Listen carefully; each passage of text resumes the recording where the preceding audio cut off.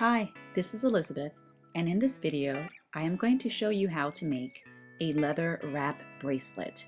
I have partnered with Panda Hall to create this on-trend DIY tutorial for you. Let's start with what you're going to need. You will need a ruler, scissors, leather cord, beading wire, an assortment of beads and spacers. You would need jump rings. To make 2 bracelets, you would need 4, and you need cord caps. You would need 8 if you're going to make 2 bracelets, and you would need magnetic closures. Also, you would need an assortment of pliers. Starting with the beading section, so we are going to start by measuring out our beading wire. I want my section to be about 3.5 inches long, so I'm going to give myself about 4.5 inches here. Once you've measured it, cut your beading wire. You will do this 2 times, since I'm showing you 2 bracelets. Now, once you have the beading wire cut, you want to start by adding a crimp bead to one end of the wire.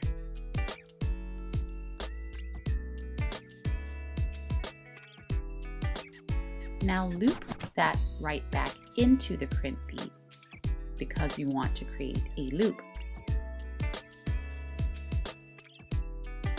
Once you have that, you want to take your crimping pliers and flatten and press the crimp bead flush. So I'm going to start with the crescent moon portion of my crimping tool, but you could use any flat nose pliers for this. And I'm going to take it into the round end now and squeeze the crimp bead flush against the beading wire.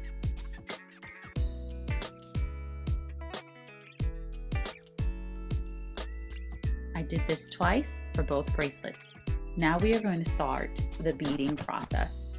I'm going to start with a silver bead on this first section of beading wire to have a slight bit of contrast at the end in comparison to the pearls. I've utilized freshwater pearls for this project, but you could also use glass pearls.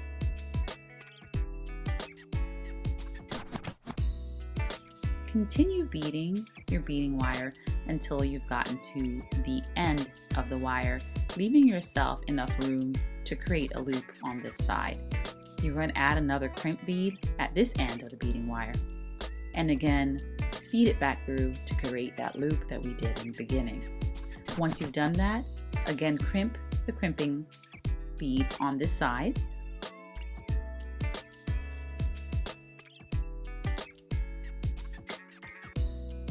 and you'll do the same thing with the beaded section with your other bead design. Now we're moving on to measuring the leather cord. I wanted my wrap bracelet to be very long, so I want it to be 11.5 inches on either side.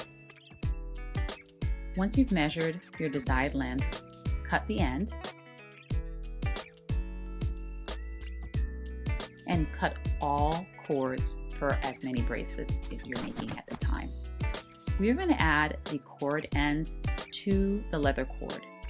Place it right down the center, and using flat nose pliers, squeeze and press together till tight and secure. Now flip your leather cords over to the unfinished end and do the same thing on the other side.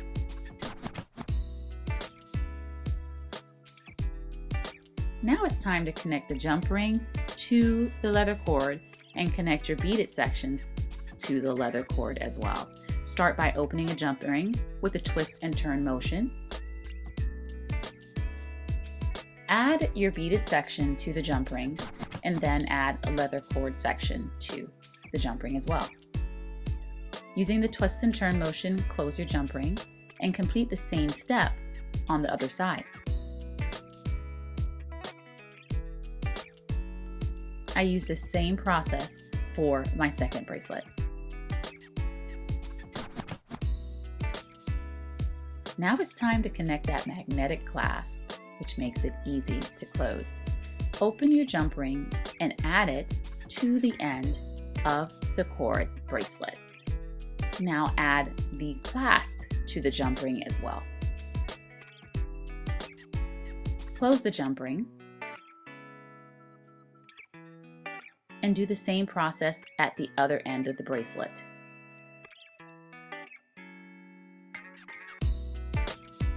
That's it. Now all we need to do is enjoy our bracelet. The magnetic clasp makes it so easy to seal. Take your bracelet and wrap it around as many times as your bracelet will go, and make sure that it's comfortable. This look is so hip and very on trend right now. Adding the magnetic clasp makes it easy for you to buckle this yourself without help. Gorgeous. Both versions of this bracelet turned out beautiful, but I have another tip for you. Not only can you wear these as bracelets, but you could also wear them as necklaces. So be creative. Try different ways to recreate your jewelry. As you see, they look just as great as a necklace as well. I hope that you enjoyed this DIY and I hope you'll try it.